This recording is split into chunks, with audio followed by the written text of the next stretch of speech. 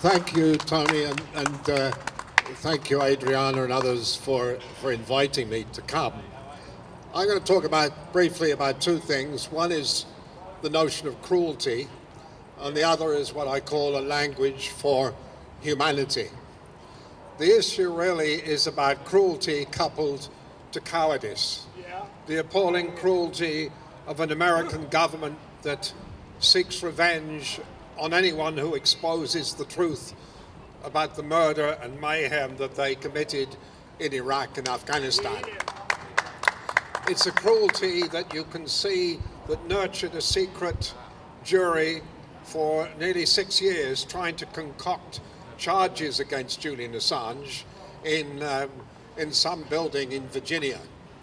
A cruelty that's become central to the domestic and foreign policies of so many governments, but not acknowledged.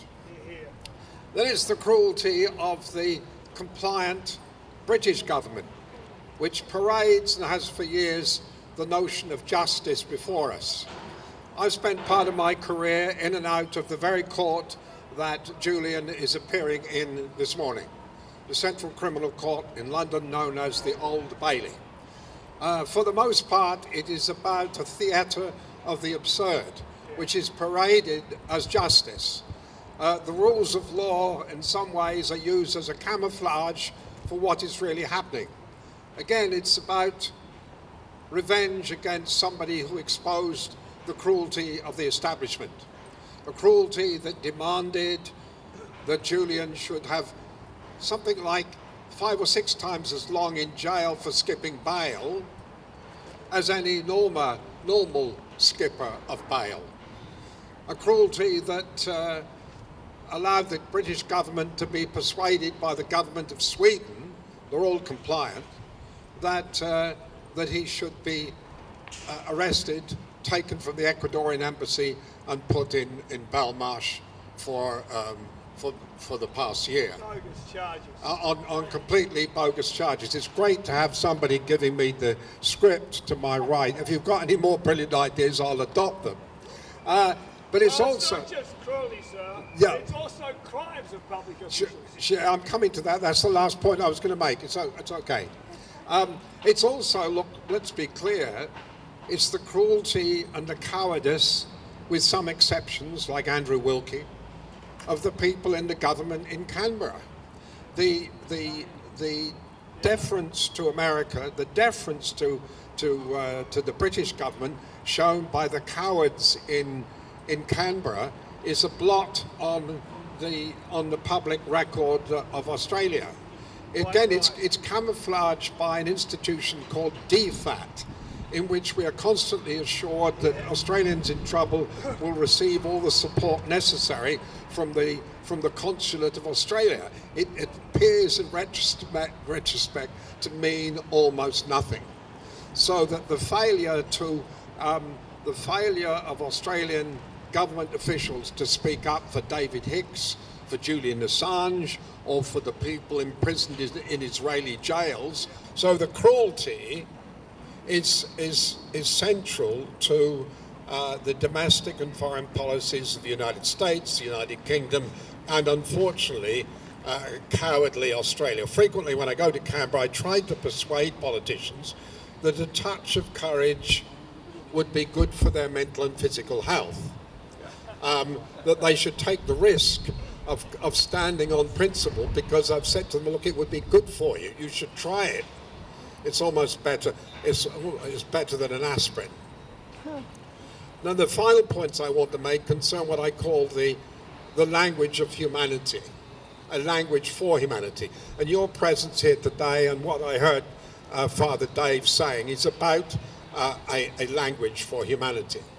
It's about the language of humane governance.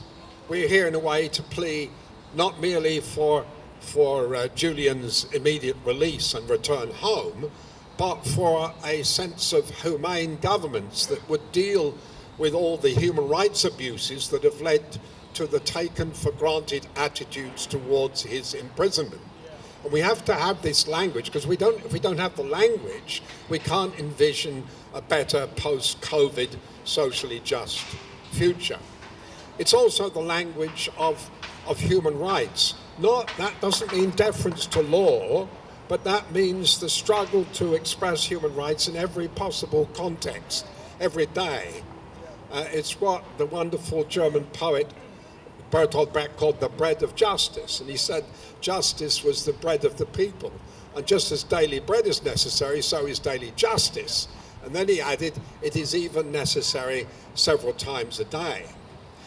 But the language of humanity is also about redefining what we understand by politics.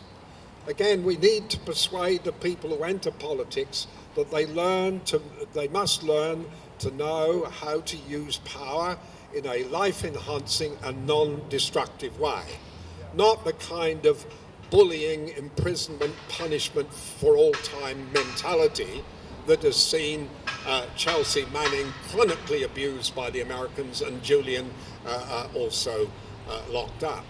But the language of humanity is also about what I call, it's about the language, the philosophy and the practice of non-violence.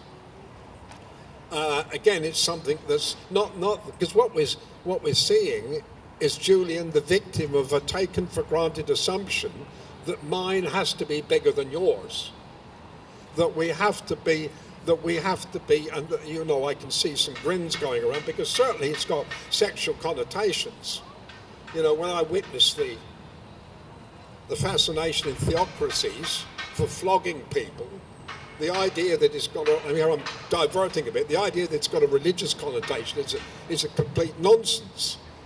There's something else going on there. But the language and practice of non-violence is what Mahatma Gandhi tried to teach us, was not only a way of living, but a law for life. And if that was even slightly observed, Julian wouldn't be appearing before the Old Bailey at this moment. And the final point I want to make, and it's when an old academic uses the word final, people usually breathe a sigh of relief because that means that what they're saying is coming to an end. Except that some academics say finally about 6 times and 20 minutes later you're still there. Don't worry, don't worry. The final point I want to make about the language of humanity, it's about the language of interdependence. The interdependence of all people around the world. We shouldn't have to go back to a 16th century English poet, John Donne, to know that no man or woman is an island or law unto themselves. We didn't really need COVID-19 virus to teach us that the idea of national sovereignty is absurd. And that interdependence shows that, and each of you here know this very well, that we are all affected by the massive injustice to Julian Assange. That we are all the lesser for not standing up to say he should be free.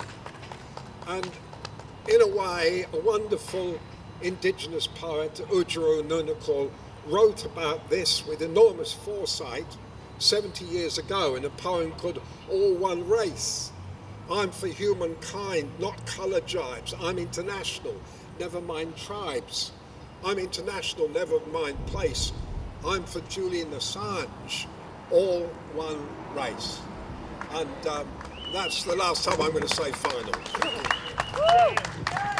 Thank you. Wonderful. Thank you very much.